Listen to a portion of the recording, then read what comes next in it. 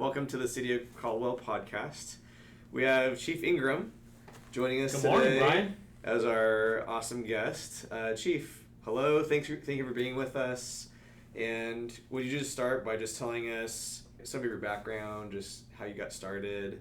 Maybe even go before that, tell us, I know you're married, you have kids. Tell us, where you grew up, where you got your start, how you got here, all that. Well, that's a long story. It's 38 years in the making. I'm the fifth generation police officer in my family.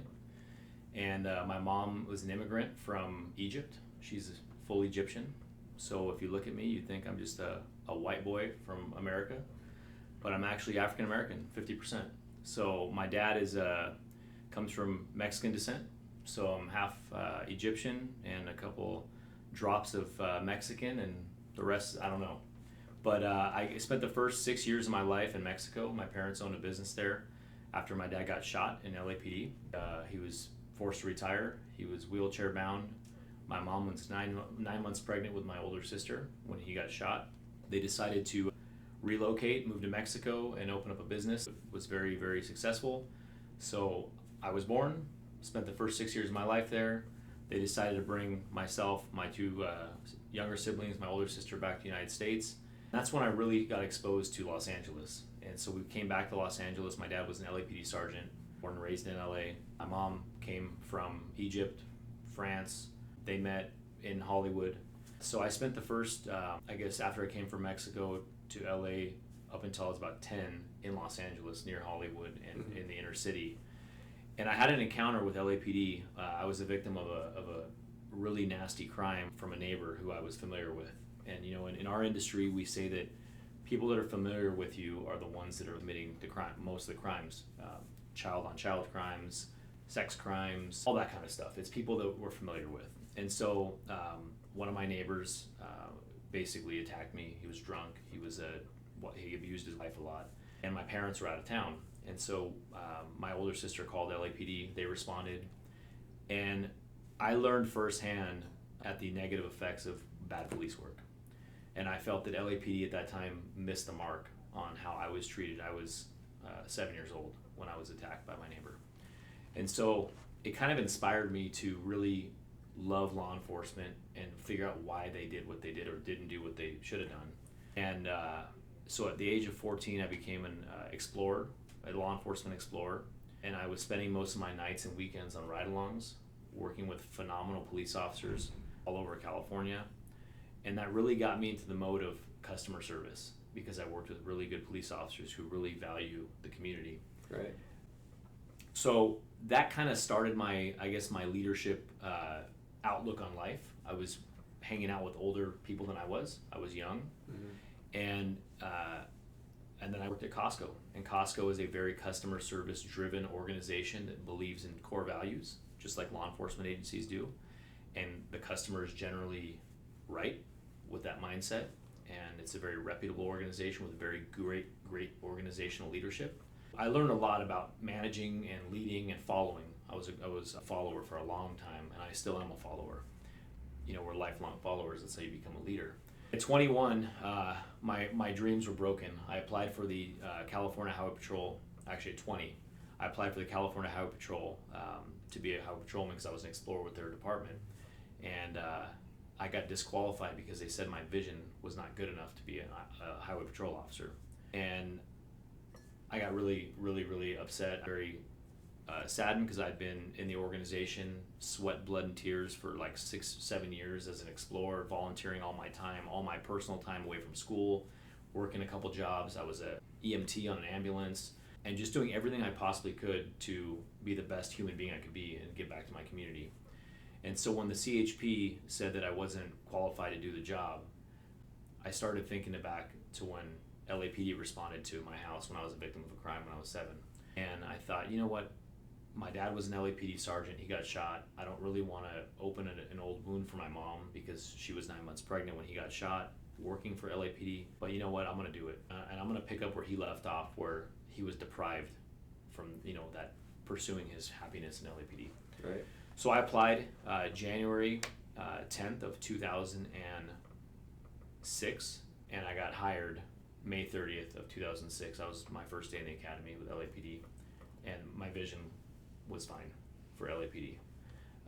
Same standard, but in LA, you actually go to a doctor, not an officer holding a spoon over your eye, having you read a chart on the wall like they do in the Highway Patrol, and it's no knock on the CHP. But the LAPD is a little more of a professional organization with medical doctors and experts, not officers deployed on overtime doing testing. So I knew I made the right decision. And so I entered the academy, and the rest is kind of history. I always had leadership roles from day one of the academy. I was a squad leader. I mentored junior recruits that were coming through the academy. Every 28 days, a new academy starts, and there's 50 to 100 people that are starting. So each month, the academy is 8 months long. Each month, our class is getting more seniority in the organization. We thought we were on top of the world until we realized we graduate, and now we go to a police division, and we're at the bottom of the barrel again. And so it's a very humbling experience, but it's founded and predicated on tradition, and that hasn't changed for over 100 years. And so there's milestones that you accomplish in your career that you're very proud of, like wearing different ornamentations on your uniform, and where you wear your handcuff case, and what kind of shoes you wear, and then you transition to boots, and where what kind of holster you carry, and that kind of defines where you are in your career and in that the first part. So when I started my career with LAPD, I went to Southwest Division, which is west of the 110 freeway in South Central Los Angeles. It's basically where USC is, all the way to Baldwin Hills, Baldwin Village, and it's a very diverse neighborhood, but it's riddled with gang violence, and it's a very tough area to work, especially as a white male. The community is very some parts of it are very impoverished and underprivileged, and I learned in Southwest Division what community policing really looked like, and really taking that extra step to talk to the community and explain the why and why we do things that we're doing. Mm-hmm. That was one of the communities that was really affected during the riots in '92, and that really has a deep-seated distrust and mistrust with the police. So I made it a personal mission of mine to really overemphasize as a young police officer why we exist, because of my past and what happened to me and how I was treated by LAPD, and what it kind of inspired me to become a police officer. And I had so much fun in Southwest Division, I didn't want to leave.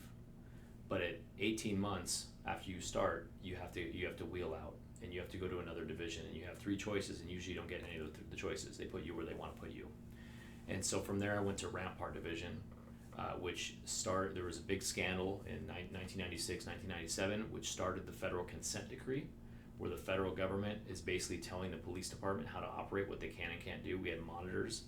And so I went to that division where that scandal started, and I really saw the hard work that these officers and these professional staff, these civilian employees are doing there to really make amends with the community that had been broken because of some corrupt cops that were working there at the time.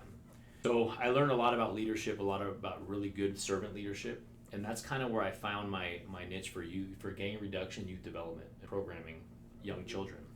And I started mentoring a lot of kids that were in underprivileged homes and gang members, and I was working at the juvenile intervention and prevention program that we had on Saturdays on my day off, and really these at-risk youth. And so that's when I started realizing myself, these kids just want the best part of life, and what they're missing in life is usually that opportunity and that voice. They want to be heard, and they're missing that structure in their home. So historically, law enforcement has always had a tough time recruiting, but gangs don't. Gangs can recruit all day long. Why is that happening? Because what gangs do is they provide a structure for these young kids, what they're missing at home. So we started this law enforcement program, which is very similar to the Explorer program. I was hand selected by the first assistant chief of the department, who I didn't know, but he had heard that I was an Explorer. I was a young officer, and he said, "Hey, we're starting this program. You have a good reputation. You work well with the gangs.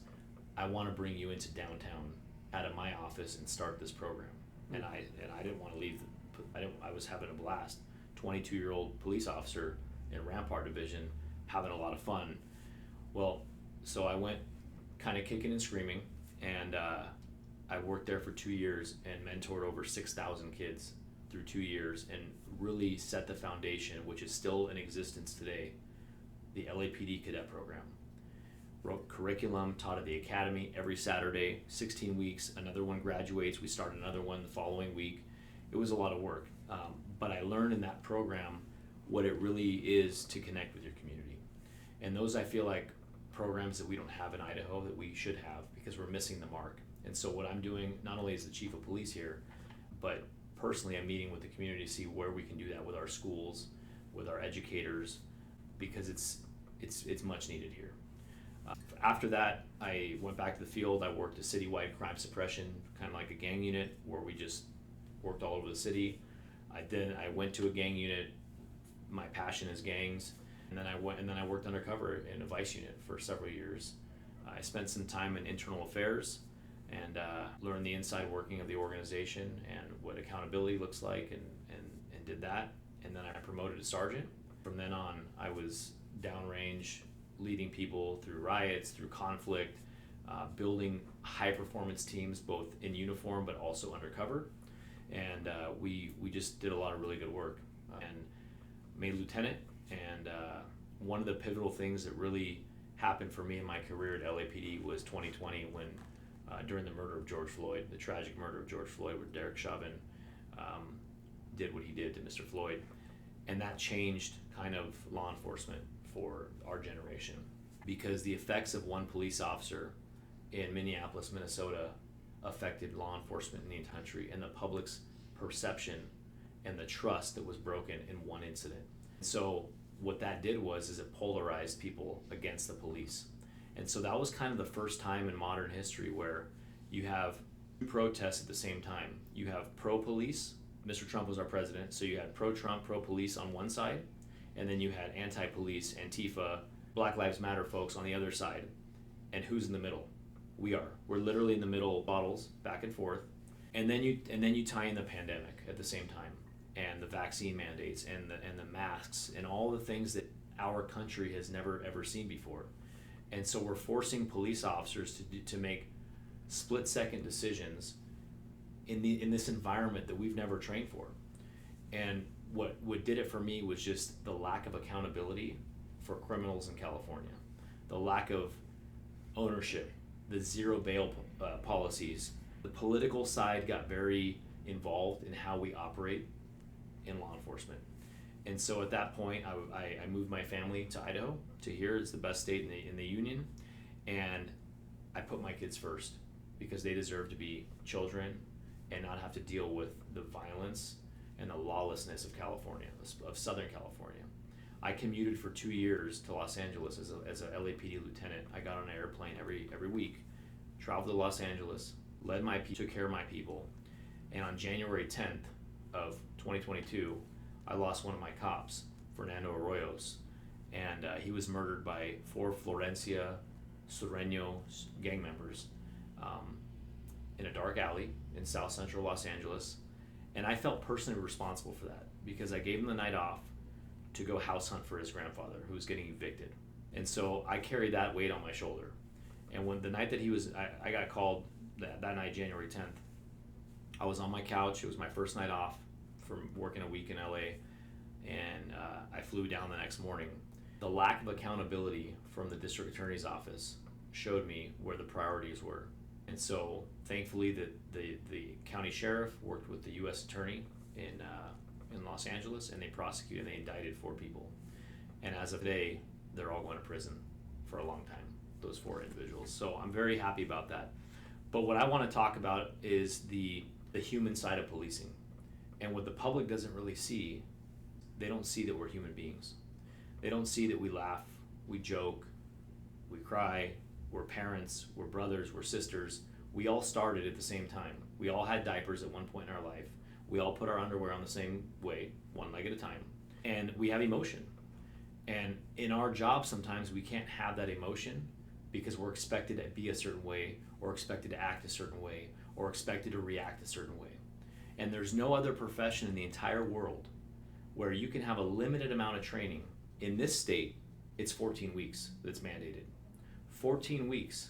But yet if an officer makes a split-second decision that affects someone's life, they will be criticized and judged for the rest of their life and may even end up in prison. But the leading cause of death in the country right now is at the hands of doctors who are trained for 15 plus years, but yet no one is accountable. So I want the public to know that these officers are going out there every day to keep them safe, risking their life, making split-second decisions, doing their very best, humanly possible, not robotic possible, humanly possible with the information that they have to make those decisions. And that's been forgotten since 2020. And luckily in Idaho, we have a supportive community. I'm very proud of our community, very strong. But we have to not be so judgmental of the human beings that are your brothers, your sisters, your parents that are coming to work and doing this thankless job. And I'm very proud and very thankful for our brave men and women and our professional staff that work here. Chief, tell us, what are some other misconceptions that the public might have of police in general all over, and then maybe specifically here for the Caldwell PD? Some misconceptions. Well, maybe that we just eat donuts all day. I mean, I love donuts, Brian. What's your favorite donut? Well, you can't go with a good cake donut that's sprinkled, like maybe some white frosting with a couple like pink sprinkles on there. Mm-hmm. But in Idaho, Ridley's, believe it or not, has the best bakery and the best donuts. So you have to get there early though, because when you get there, I have 4 kids, so when you get there, they're going to be gone if you're not there before 9, and they're very cheap for a dozen donuts. Now, there's 3 things that I will not do in uniform. I will not have a donut, I will not have a slice of pizza, and I will not have an ice cream in uniform. And that's just a personal thing for me. It's a pet peeve of mine. But hey, off duty, all bets are off, man. Okay, so serve you a hamburger instead. Okay, got it. Double, please. So that's coming. Yeah, okay. No bun, protein style. Protein style. Animals too. Not the Flying Dutchman. That's too complicated. I don't know what that is. But how about here in Caldwell specifically? What would you say? What would you want the public to know about Caldwell PD specifically? So in our profession, we have ebbs and flows, and we have good times and bad times, right? And every organization has trouble and has very, very good years. And I think what the public needs to know is, with the influx of people coming into Caldwell and Idaho in general, is that this place used to be a very, very violent city. 2004, 2005. And for the viewers that are watching that know what I'm talking about, this place led the entire country in drive-by shootings for a couple months in 2004 and 2005. And they worked around the clock to clean this place up. And I'm very proud of the work that they did. Very proud of that. The issue is that just like society changes, we also have to change as an organization. We have to change the way we do police work. We have to change the way that we do policing and the way we connect, and we use data and we use intelligence and we start relationship-based policing. We can't arrest our way out of crime. It's not going to work. It's proven that it cannot work. You have to have relationships with the community, and not just the good people, but the people you don't want to connect with. So one of the things that I personally take an ownership on is connecting with the community that has been underserved here. And unfortunately, that's the Hispanic community. 36% of our population in Caldwell is of Latin descent. And we're missing the mark. We're missing to engage that specific community because they're also victims of a majority of our crime. And so nothing pains me more than to hear from an officer that responded to a crime where a Spanish-speaking person couldn't connect with an officer because they didn't speak Spanish, so they didn't report a crime, or they didn't trust the police because of things they've seen on the news or on social media about how we operate. Sure. I want the community to know that we are very, very. We want to hear from them. They can trust us. We are not going to call Homeland Security if you are here without papers. If you're a victim of a crime, you're an American, and we will treat you as a victim of it. What we're also doing is we're trying to pass legislation at the House to get Marcy's Law, which provides additional rights for victims, which Idaho does not have. And it's unfortunate because when we deal with suspects, they have more rights than victims do. We have to ensure that they're fed all day. We have to ensure that they don't incriminate themselves when they speak to us. We have to ensure that they're safely taken to jail, they're safely transported to court, that they have a bed. Victims don't have that. Victims become victims, and then all of a sudden, their water heater goes out, or they're kicked out of their house, and then they could fall into prostitution or something. and they become re-victimized. And so what we're trying to do is humanize that side of it and really pay close attention to the victimology on why things are happening and address those specific problems rather than just cater to the suspects all day long, you know, and give them all the rights, which they're Americans, they also have rights, but we really got to focus on our victims because that's what we're here for. We're here to keep them safe. Right. What would you say are the best parts about being a police officer, or I guess at your level, at the chief level? Well, the chief level, you know, I came from a very bureaucratic organization, and I love LAPD. I bleed LAPD blue, and I'm very happy that Caldwell PD wears LAPD blue uniforms because I didn't want to have to change a uniform, but with just some patches on it. But I would say that the most rewarding thing for me in my job now and my role is to be the decision maker to help the people in this organization out. They have been suffering in silence far too long. They are the most underpaid organization for the work that they do in comparison, if we're comparing apples to apples, in the entire state of Idaho. There's no other city in the state of Idaho that has to deal with the things that they deal with on a daily basis, on a constant basis. And the time is now. I'm very blessed that we have a very supportive city government, our mayor and our city council, that we work together in partnership to really take care of our employees, and we put our employees first. And so I'm really proud of my employees. I'm really proud of all of our teammates. Again, all our sworn staff, but also our professional civilian staff. We cannot do this job without everyone working together. And I'm very, very proud of that. And it's a very rewarding to be able to say, oh, why do you guys do that? Oh, well, no one ever wanted to change it. Okay, it's changed today. We're doing it this way because it's the right thing to do. In LAPD, I couldn't do that. There's multiple layers of review. There's multiple layers of bureaucracy. There's red tape everywhere. So a lot of good ideas that come from the line staff never make it up to the chief of police, or if they do, it has to go to the police commission, and then it has to go to city council, and it has to go to all these different layers of review, and then conflicting with people's personal agendas get in the way. Here, good ideas come up every day, and we implement things. Obviously, there's other ideas that I may disagree with, but we work together, and for me, giving them a voice, I'm proud of that because they've never had a voice here. I think we talked about too just how much you appreciate just your staff in general. So do you want to tap on that a little bit? Well, yeah, like I said, leadership is not about the person, it's about the team, and it's about putting the right people in the right place to get the mission done. And what I'll say to my staff too is, this is a business. We're here to serve the public, and they do a phenomenal job at doing that. This is not personal. This is our profession, and the public needs to know that we're here. We work 24 hours a day. We work 7 days a week. We are not like some other agencies across the country that shut down and go home at 3 in the morning or 4 in the morning or whatever time. We are a 24/7 police department, and I'm very proud of that. So on Christmas and on New Year's and on any other holidays when people are enjoying their time off, our brave men and women and our civilian staff are working. They're working to keep the city going. And we try to humanize law enforcement, and I've been trying to do that. But we can't forget about the 556 police officers that were added to the Police Officer Memorial last year in Washington, D.C. that have paid the ultimate sacrifice, that were doing their job. And this isn't a knock on anyone else, but there's no other profession that wakes up, have to put Kevlar on, and with the expectation that you will be shot at. That's the expectation. So when I leave my house and my officers leave their house, we don't know if we're coming back. My dad was shot in the line of duty. My uncle was shot in the line of duty by his partner. My father-in-law was shot in the line of duty 6 times in a robbery gone wrong as a detective. When he went to lunch that day, he didn't think he was going to eat his burger and then get shot 6 times point blank by a robbery suspect 15 minutes later. But I can guarantee you it's been a thought in his mind his whole career prior to him getting shot. And that's what we do, but we don't get paid to be victims. We get paid to protect victims.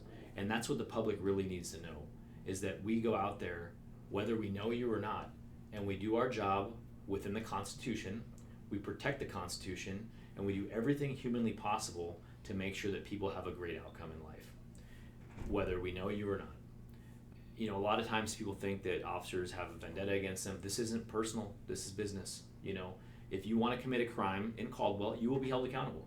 You will be held accountable, and my expectation is work every day, and we'll find you if you're a criminal and bring you to justice. And if we can reform you in another way and rehabilitate you in another way and capture you at a young age, like I was doing in LAPD with the gang members, let us know and we will help you. But if not, if you don't want to cooperate with the law and you want to be, you think you're a big homie on the block and you want to go out there and do drive-by shootings, we'll find you and we will bring you to justice. Nice. Chief, was there anything else that you wanted to touch on before we conclude? Yeah. I just want to give a personal shout out to all my executive staff. That includes my executive assistant, Gabby. She keeps this place going. All of our record staff downstairs, they keep this place going. Our public information director, I'm sorry, I'm very demanding as a boss, but the community expects us to be who we are today. And this has been a long year. It's been a very rewarding year.